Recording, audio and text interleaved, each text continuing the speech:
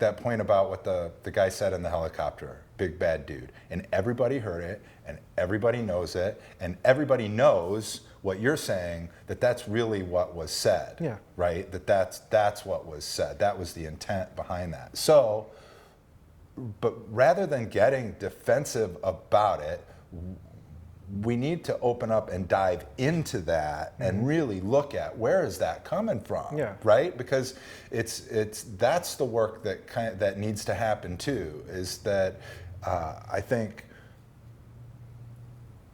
those cops felt threatened. So for whatever reason, which is what we need to dive into, is that you have white cops saying that they feel threatened by an unarmed black guy. That we need to look at that.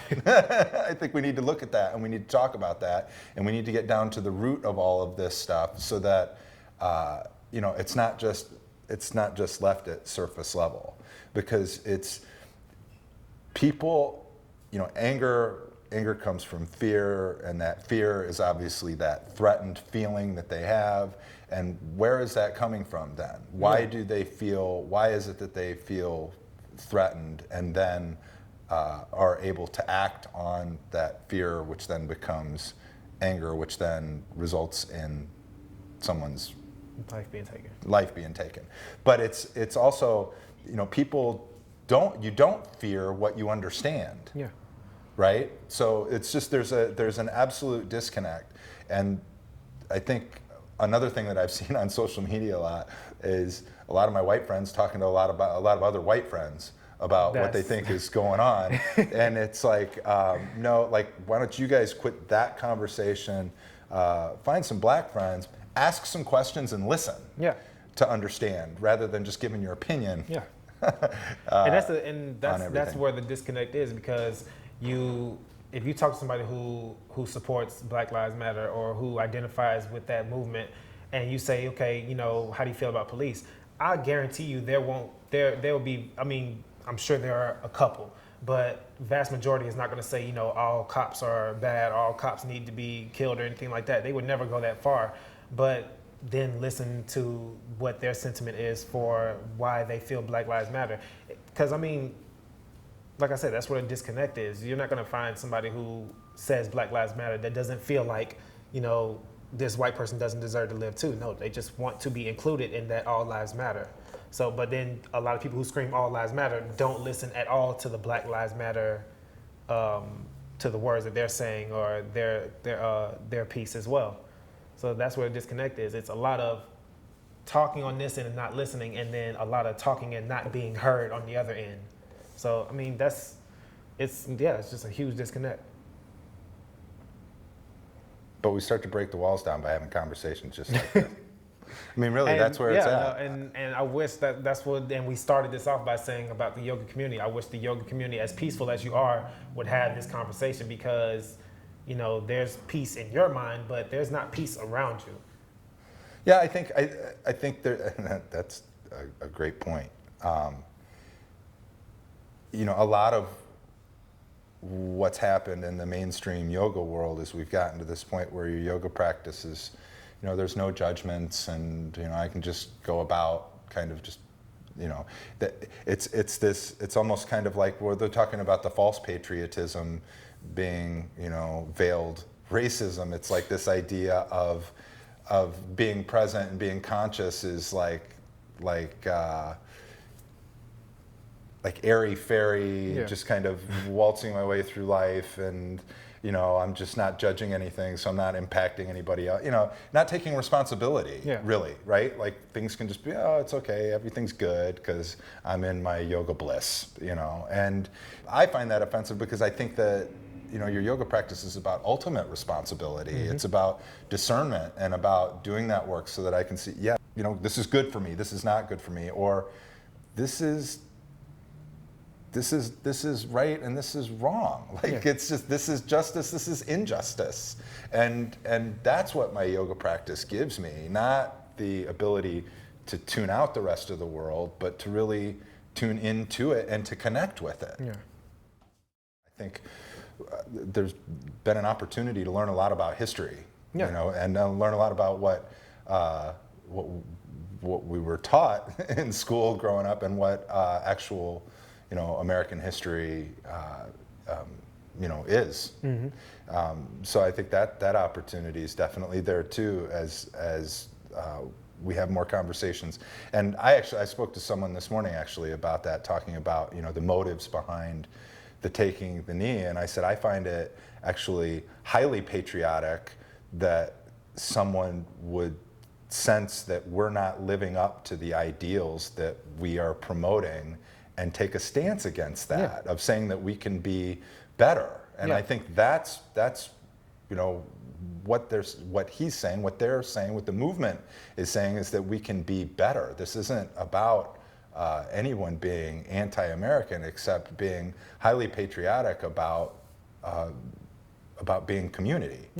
And like you said, I think, and that's a Martin Luther King quote, isn't it, about the injustice? Yeah. If there's injustice, we can't have it. If it's not anywhere, it's everywhere. Yeah, So it's everywhere. yeah, The threat to justice. I think that's the perspective that I get, and I think what people have to do, and even people out there that may find anything that we brought up in this conversation as offensive, is to look at that, because there's. I can tell anybody out there right now that with you and I sitting here, that there is not an ounce of anger, there's not an ounce of judgment, there's not an ounce of anything negative coming off of this couch toward anyone. And that if things that we bring up make you feel uncomfortable, those are our opportunities for growth in life. Look further into it and see what made me say something like that, or made you say something like that, and understand where we're coming from in that piece. And not just saying, he's anti-white, anti-police. No, go look into what I said further and see why I said that. Go look into the history of America and see why I said that. Look into the history of the world, because people of color have been oppressed since the beginning of time. So just go look further into that history and see, okay, now I see where he's coming from when he says that. Now I understand that. When he kisses his daughter, it may be his last time. So that's why he's having that mindset going on, because, you learn a lot when you actually hear what people are saying, when you take into account what they're saying and then go look further into why they're saying it. Don't just, gloss over and say, okay, well, F that, that has nothing to do with me. Well, yeah, it does have something to do with you, because if I'm being oppressed somehow, who's to say, because you're not the 1% who controls this country, that you can't be oppressed tomorrow? So take into account that, like Martin Luther King said, a threat to justice anywhere is a threat, is an injustice everywhere. Yeah, I want to make a point about that story that you talk about kissing your daughter, because I actually do the same thing. Mm-hmm. Whenever I go anywhere, or whenever my wife now, Barb, and Nikki, my son, go anywhere, because I've gotten the call, mm-hmm. right? Like when I was married and my wife was killed in 2009. I got the call, so I know what it is to expect someone to be coming home and to not have them come home, and to have and to not be able to say goodbye. And it upsets me that you have that experience, because I have every reason to feel that way, because I've had that, and that was an act. It was an accident. But to think that you feel that way because this is just what society's imposing on you, and it's the way that it works, it really upsets me that you're having that experience, because that's not fun. That's not, that's hard. It's really hard to have to process that mentally every single day and every single time that you're not together, to think that I may not be able to go, I may not see them again. Yeah. And I think that's something that people need to take to heart. Yeah, and then you can take that from your experience and apply that to the families of like an Alton Sterling, a Philando Castile, I do. Terrence Crutcher, and say, okay, his family probably had the same mentality that I had when they heard a call and said, okay, this is Terrence calling me, and then get a call saying your husband was killed by a police officer. Like, you understand that, so you can empathize with them and understand what they're going through and understand what people of color are going through. Now, not everybody has had that experience, but just knowing like somebody has gone through that, you have to be inhuman not to understand and start to really think about what this country is doing to people of color. Well, what people need to understand, I'm glad that you brought that up, because matter of fact, I just having this exact same conversation at breakfast just a little while ago about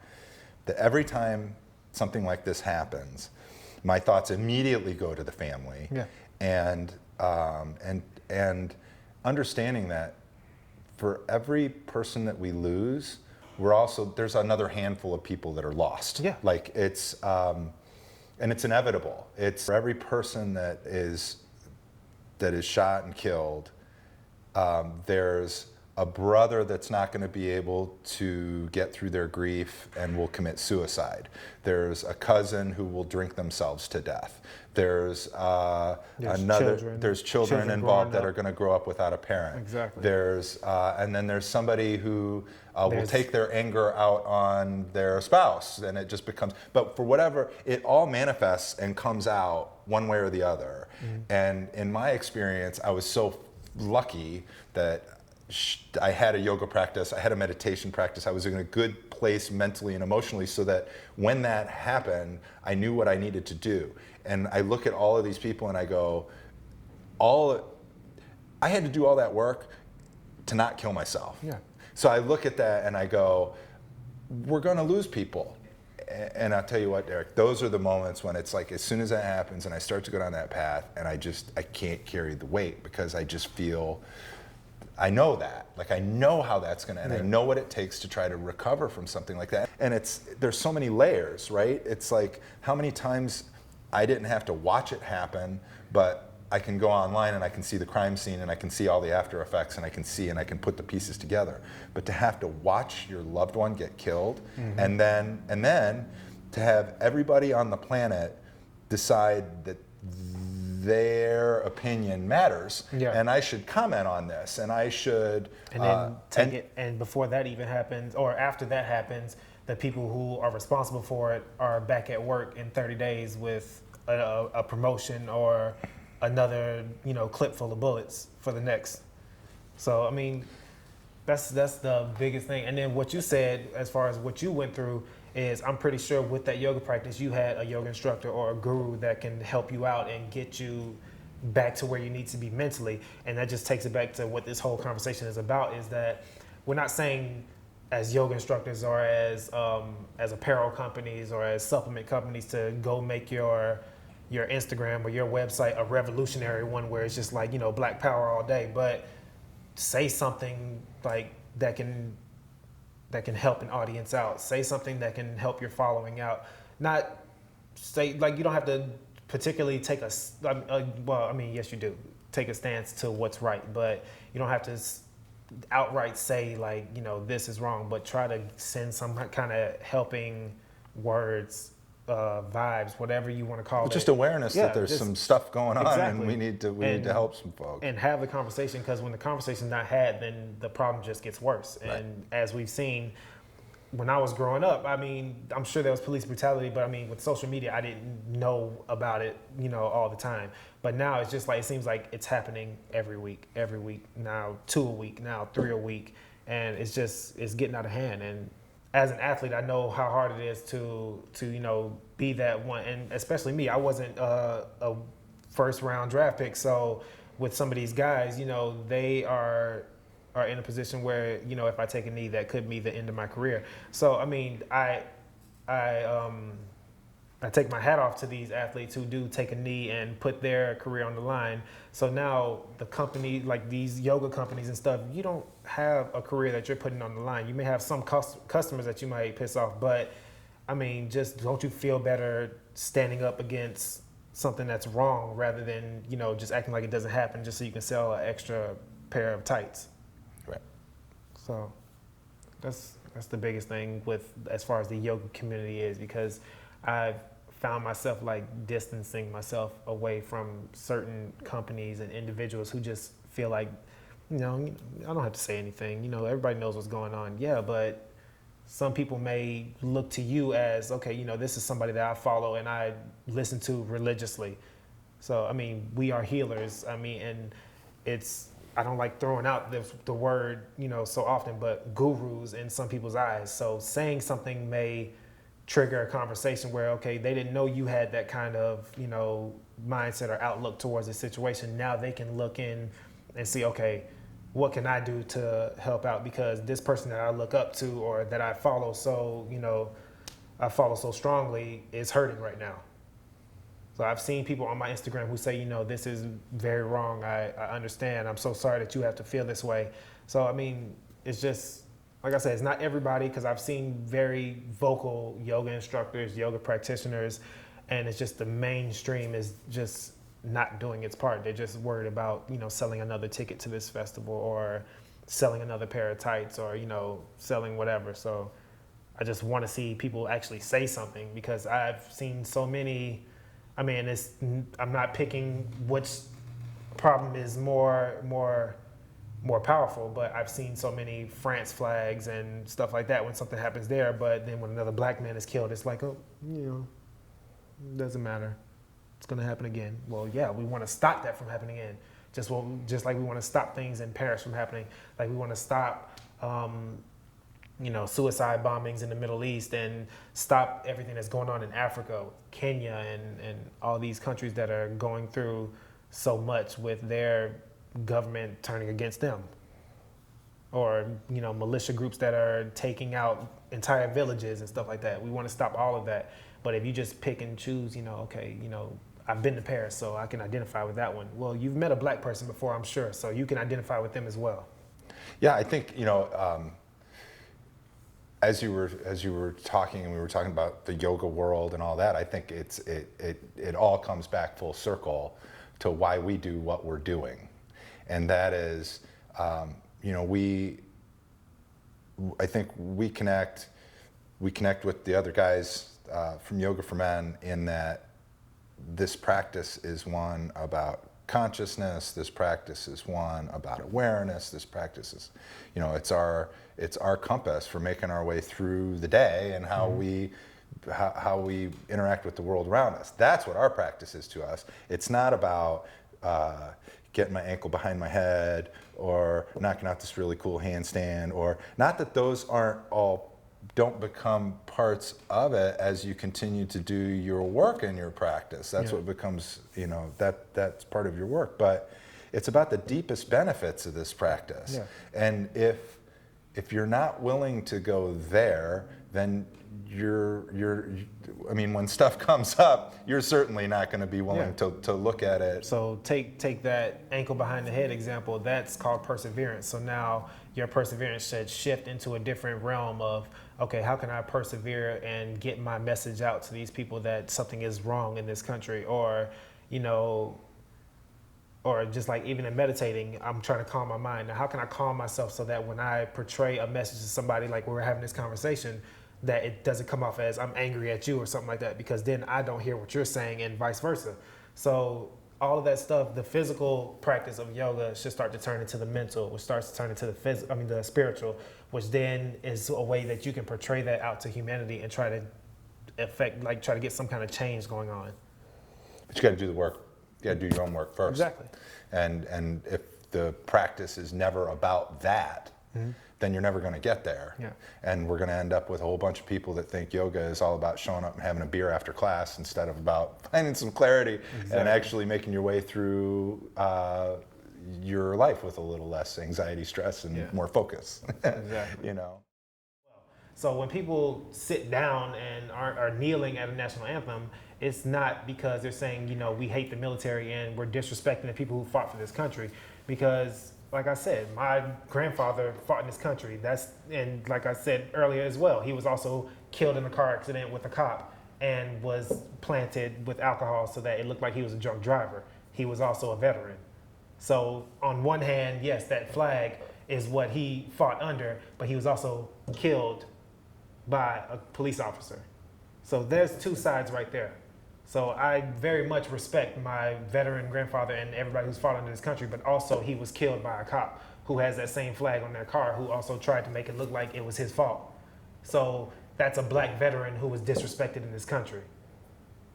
Yeah. So when people see that flag, they're like, oh, it's a symbol to, our patriotism and the ones who fought for this country. Well, yes, we very much respect you, but then you got to think about your colleagues who also fight under that same flag and that same uniform were disrespected before they went into the military, when they were in the military and they were segregated, when they came home and were lynched and shot in their uniforms or killed in a car accident and were framed by a police officer.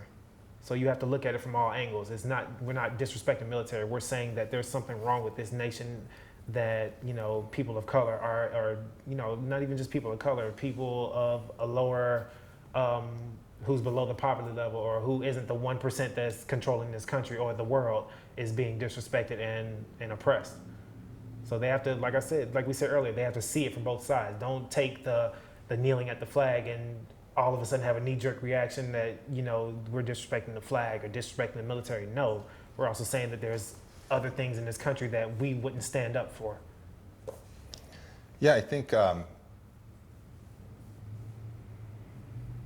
people have a personal connection to those symbols. Mm-hmm. I remember vividly the 21 gun salute, the folding of the flag on the casket, the guys picking up the flag, folding it up, and putting it in my grandmother's lap at my grandfather's funeral. Mm-hmm. Like, I vividly remember that. And my grandfather was my first hero. And as a POW during the Battle of the Bulge and all the stories that he told, our family was like, he was our patriarch. And mm-hmm. that our family was, everyone in my family feels, that's an emotional topic to talk about my grandfather and his service. But at the same time, I see that he fought for the values that those symbols represent, not the symbol itself. Yeah.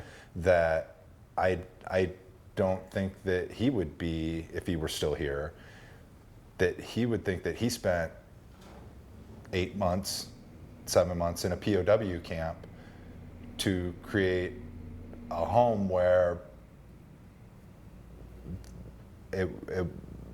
where there were racial injustices happening, and we didn't live up. I should say this: we didn't live up to the values that he fought for. Yeah.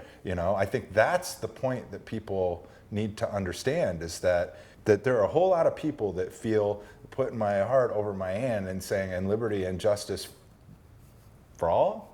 Exactly. It's exactly. kind of the thing. It's kind of the attitude, right? And you're wanting me to stand and say that this is what it is, when that's not what I'm personally experiencing. And I think that's the point that we've got to get to, is that there's a certain amount of people that have a connection, an emotional connection to this symbol, and it's a symbol. But then you have a whole bunch of other people that are telling you that this is my personal experience. This is what I'm dealing with every single day. And you're telling me that your emotional connection to this object is more important. That I'm being disrespectful to that. No. What's being disrespectful to those values is what's happening to me every single day. So now when you do say liberty and justice for all, like right now in my head, I'm saying liberty and justice for all, except for Philando Castile, except for Rekia Boyd, except for Trayvon Martin, except for Terrence Crutcher, except for Freddie Gray. So that's what my head is going through right now. So if you don't understand that, where I'm naming these people, or just saying an entire group of people is being disrespected and being oppressed by the people who also wear that flag, well, my relationship to that flag is not going to be the same as yours. All I can ask for is that you understand that and say, okay, well, so that I can get you to so that we can all be together and say, like, this flag means the same thing for us all. You have to also understand and say, okay, well, this is wrong. How can we change that?